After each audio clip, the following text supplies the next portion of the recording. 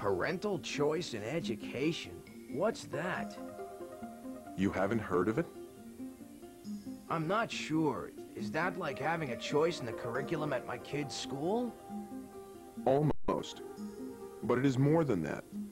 Parental choice in education is becoming one of the hottest social and economic issues in the country today, in part because the rising costs, the declining quality, and the inherent inequity of education strikes at the heart of our nation's most pressing problems. Is that right? At the core of this issue is the growing debate over how the government spends your tax dollars on education. You see, under the current system, the portion of your taxes that goes towards education is allocated by the government directly to the public school system. Now that would be fine if everyone were happy with the quality of public schools and agreed to send their kids there. The problem is that people are increasingly dissatisfied with the performance of the public system and are anxious to find viable alternatives. A choice system, on the other hand, would return to you, the parent, a portion of that tax money in the form of a scholarship voucher for each of your children. You as a parent, therefore, would then be free to take the scholarship to the school you think would best serve the needs of your child. Your voucher, for example, could go to a public school, a private school, a specialized school, a religious school, indeed any school that you as a parent determined would be the best for your child. Today, if you choose to send your child to any school outside of the government-controlled system, you must pay for it yourself on top of the taxes you have already paid towards the public system. In effect, then, you're paying twice for the education of your children. That must cost a lot. It costs an awful lot. So much so, in fact, that choosing the best school for your child is becoming an exclusive privilege of the rich. You see, times have changed. Since 1950, for example, we've increased spending on public schools an average of 450% in constant dollars. This increase is such that of all industrialized nations, the United States ranks at the top in spending. But according to William Bennett, former U.S. Secretary of Education, all the money didn't help. Quote, "The period of the greatest educational decline in America was from 1963 to 1978. It was also the period of greatest increase in funding of education." End quote. Even the president of the powerful American Federation of Teachers openly admits that we are not getting our money's worth. Quote, 95% of the kids who go to college in the United States would not be admitted to college anywhere else in the world. End quote. And further, the 1992 National Assessment of Educational Progress stated that, quote, "Nationally, 50% of our public school graduates cannot do what the NAEP considers to be 7th grade work." End quote. So what has all this money been spent on? The sad reality is that more of your tax dollars have been spent on the bulging government school bureaucracy than on improving the quality of education. According to a controversial 1990 study in New York, only 33 cents of each public education dollar made its way into the classroom. The rest is eaten up by administrative expenses and a burgeoning bureaucracy. In 1980-81, for example, there was one teaching bureaucrat for every 109 students in New York. 10 years later, that ratio had increased to one bureaucrat for every 76 students. This means the number of non-teacher employees increased by 28.4%, while the student population decreased by 10.3%. These figures are reflected throughout the country.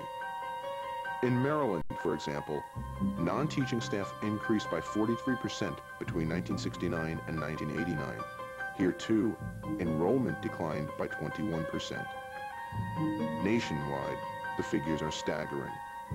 Between 1960 and 1984, the number of students remained almost the same. But during that same period, the number of teachers rose 57%, the number of principals and supervisors grew by 79%, and the number of other staffers went up 500%. But the results? The results are seen in the increasing difficulty of our children to get a decent education.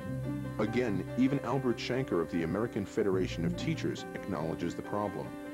Quote, "It's time to admit that public education operates like a planned economy, a bureaucratic system in which everybody's role is spelled out in advance, and there are few incentives for innovation and productivity.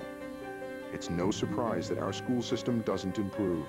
It more resembles a communist economy than our own market economy." End quote. The problem this creates, according to many, is that the bureaucracy itself becomes more important than the education of America's young people.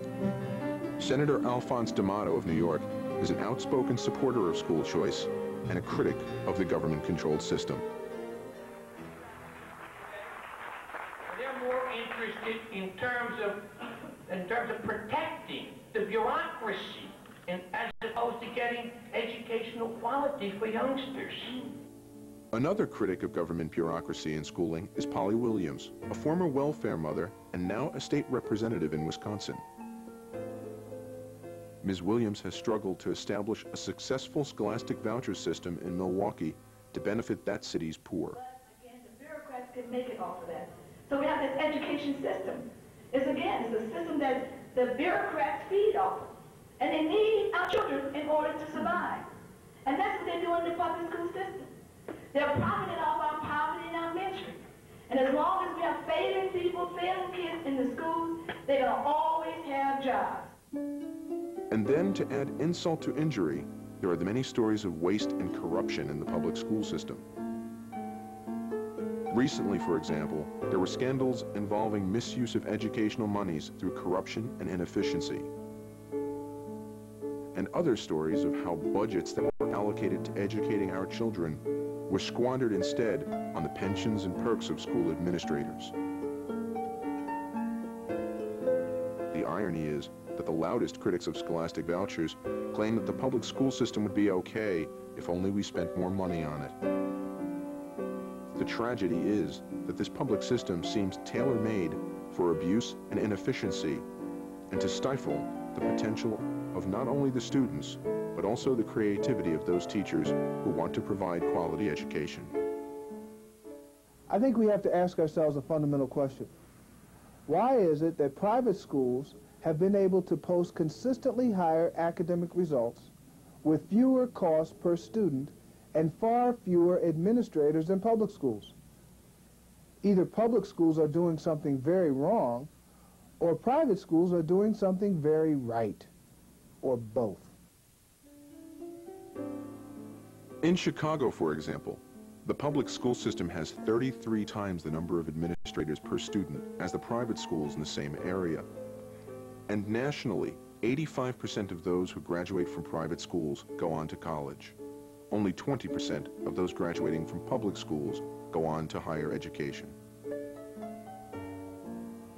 According to a Brookings Institute study by John Chubb and Terry Moe, quote, "Private schools cost an average of 50 to 60% of the public schools, with an average of a grade higher better performance, and in the cities, 2 grades higher," end quote. What is more important, these results are not just coming from one pampered socioeconomic group. Indeed, the composition of minority enrollees in all private schools in New York is similar to the statewide average for public schools. Even more striking, many Catholic schools in New York have substantial non-Catholic and minority enrollments, in some cases above 80% of those attending. And lest anyone think that these are simply the privileged elite, in inner-city Catholic schools, 93% of the students come from families living on the poverty level and still achieve academic standards exceeding the best public schools in the area.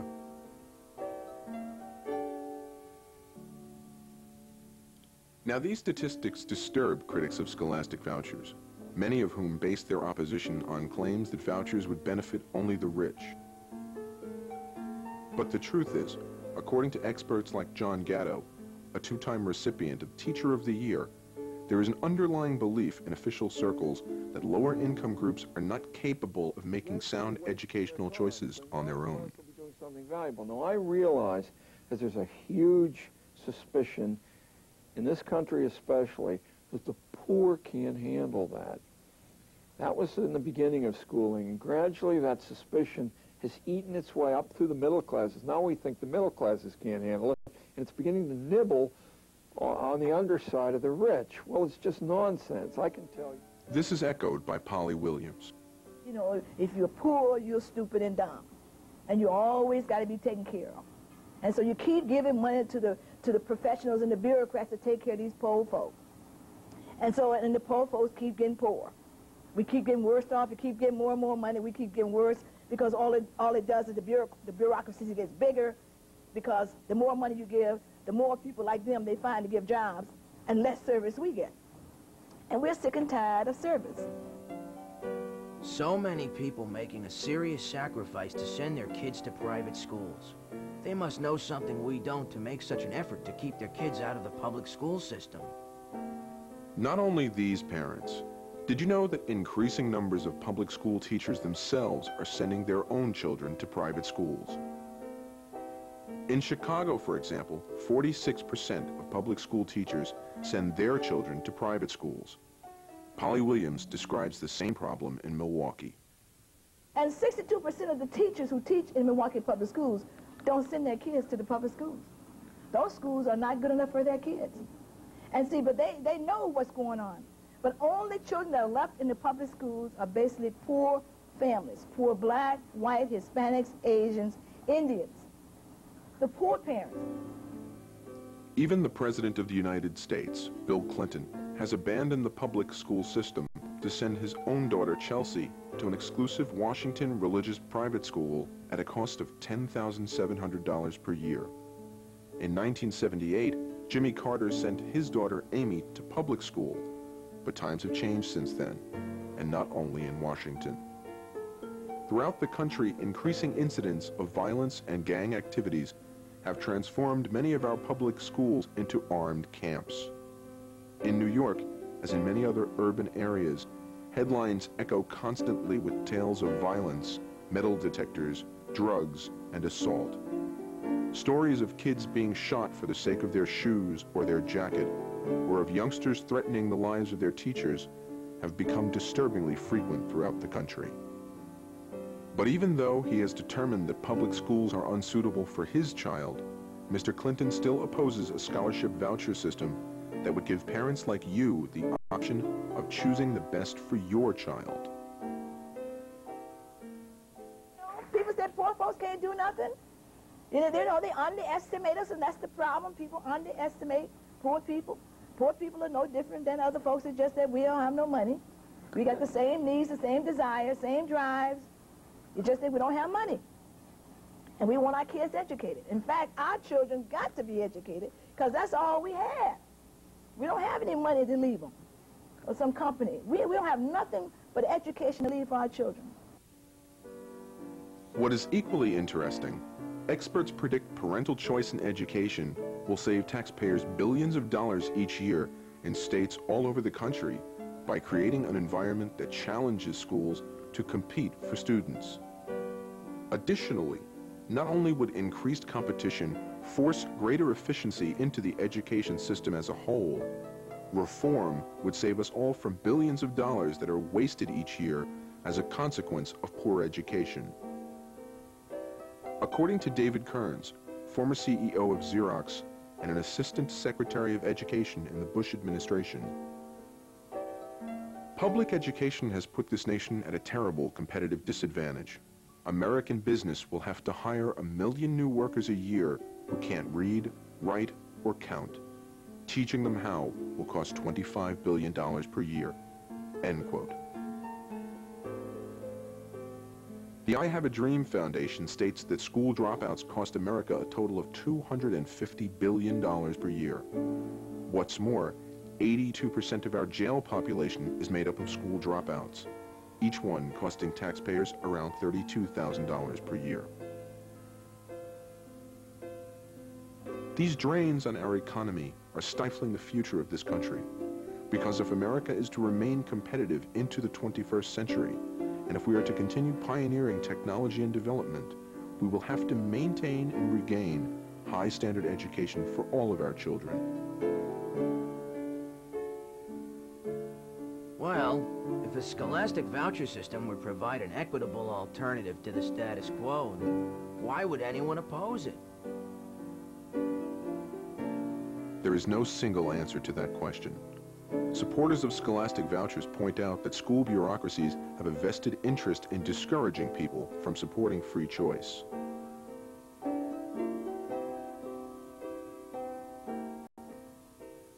Well, what prevents parents from understanding the issue fully is a tremendous amount of fear on the part of people who make their living out of schooling.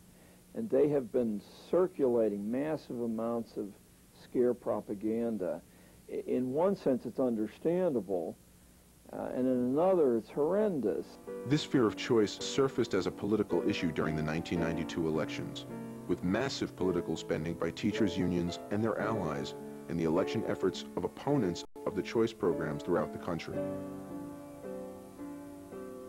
8 days before the election, for example, the respected Carnegie Foundation for the Advancement of Teaching released a study critical of school choice that generated widespread press criticism of the issue, and thus support for the position against vouchers. For example, according to a Carnegie poll, most Americans are opposed to choice in education. But a September 1992 Gallup poll showed that 70% of Americans favored choice, up from 50% a year ago. An Associated Press poll at the same time found that 63% of Americans supported a voucher system. And a Joint Center for Political and Economic Studies poll found that 88% of African American families favor a scholastic voucher system. But it is the established school bureaucracy and the vast power and resources of teachers' unions and organizations at its disposal that are at the core of the problem and at the core of the opposition to school choice programs.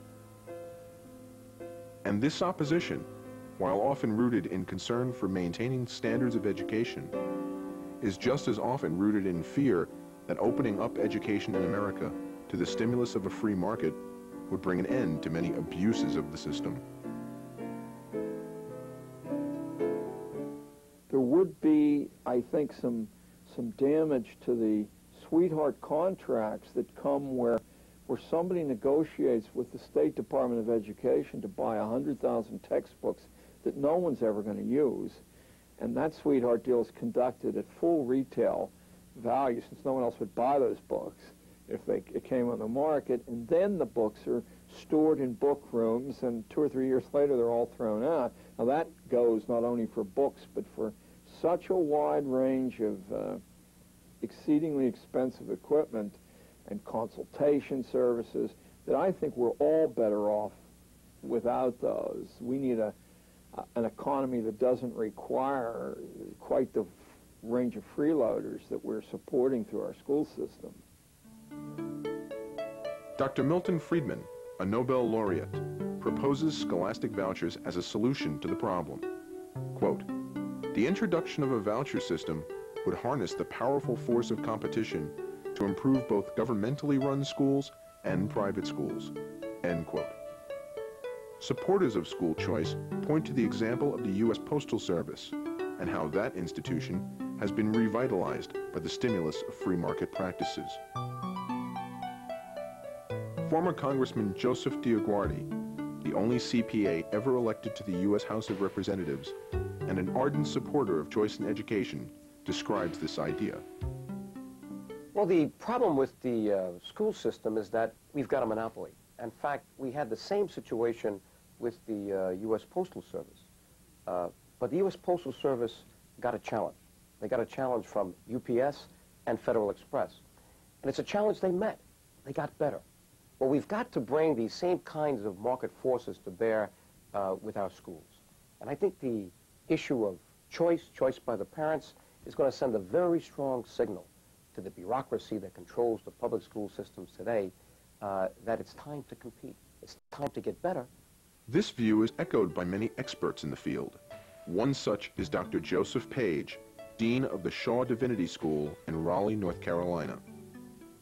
My position is that the quality of education would be enhanced. I believe that very strongly. I feel that you would create an attitude of competitiveness. What's wrong to me with public education and maybe in some private schools too, is the fact that frequently we become too, what in the ministry we call content in Zion. Without a competitive spirit, you see, we end up just doing business as usual. If we had a free market, even a controlled free market in school choice, we would have, certainly for the first few decades, an infinite number of opportunities for good teachers and energetic young teachers to open small schools, to team up with groups of parents, to affiliate with companies and institutions that would want to get into this. It would be, I think, a revelation similar to what occurred in the first 200 years of schooling. And the money is helping the economy of our community because we're hiring a lot of the parents and the community people. With this additional money, we're hiring more parents who come into the schools now and working. We're getting people off of welfare with this program. See, this is the self-help program to help where we are and to make our schools better. And you know we got a lot of white people running and trying to get in our black schools now because they're good schools.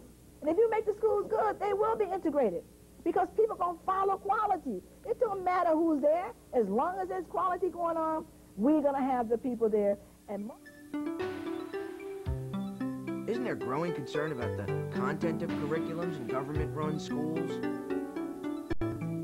There are major concerns over issues such as the famous rainbow curriculum first introduced in New York. A major preoccupation of public schools has been the introduction of materials on homosexual practices to children as early as the first grade. Books such as Heather Has Two Mommies and Daddy's Roommate, which celebrate the so-called normalcy of a gay lifestyle, hold it up as a suitable role model for young children to aspire to. This, along with condom distribution programs, such as in Los Angeles, New York, and other areas, have parents up in arms and taking to the streets as well. And it is this question of content which is the final motivator for many parents to step up at this time and support a scholastic voucher system for their area. Dr. Joseph Page says that a voucher program puts the right to choose the content of education with the parents where it should be. Where my child goes, who teaches my child, and I can have a greater impact to me in the content of what he or she might be taught. And I think that's important. According to the United Nations Declaration of Human Rights, quote, parents have a prior right to choose the kind of education that shall be given to their children, end quote. And further, the U.S. Supreme Court ruled in Pierce versus the Society of Sisters that, quote, the fundamental theory of liberty excludes any general power of the state to standardize its children by forcing them to accept instruction from public teachers only. The child is not a mere creature of the state, end quote. But unfortunately, while the focus of education should be our children, in fact, they have become like pawns in a chess game, set aside for political and other agendas, and it is their education that has suffered as a result.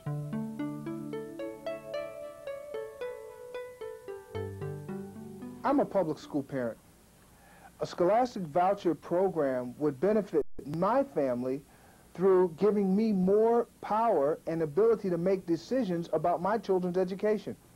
Not only would it give me the ability to make a better decision, but it would encourage me to stay involved throughout the entire cycle of my child's education. Parental empowerment. You mean we as parents having a say? You as parents having the real say. A scholastic voucher system is widely feared by the entrenched bureaucracies. You should be aware of this. They raise the issue of separation of church and state, claiming that a voucher system would be the same as the government funding religious schools. But this is not the truth. Listen to Joe Diaguardi. That's a misconception. The use of scholarship vouchers to send children to religious schools is not a violation of church and state. As a CPA, I can tell you that this is not money going to religious institutions. This is money going to individuals. As a matter of fact, this is tax dollars that these citizens are able to spend themselves. This is no different than getting Social Security money, Under the old GI Bill, it's no different than the GIs getting the money and deciding what schools they wanted to go to. As a matter of fact, would the government tell you how to spend your tax refund? No, that's your money. The same here. It's as simple as that. The public agenda, to me, ought to be one of saying, let's try vouchers, let's test this thing out, and let's see what will happen. I believe the long run, the fears that they have now would be expelled. In the long run, they'd see improved public education as well as improved education, even in the private schools, if we had this kind of spirit going on. The GI Bill was used with great success to fund the education of our veterans after World War II. It gave everyone the same advantage to pursue any kind of education, at state schools, private schools, or even religious institutions. This and other government programs, such as Pell Grants that benefit families earning less than $20,000, have stimulated American higher education so that it is now the finest system in the world. Take a portion of the public funds that we spend on education today and use that money in a private, parochial, or public institution. If we do that, we could create competition in the public school systems that does not now exist, and in many ways, it would be equated to what we do in higher education. It is time to extend the same fairness and opportunities to all of our children.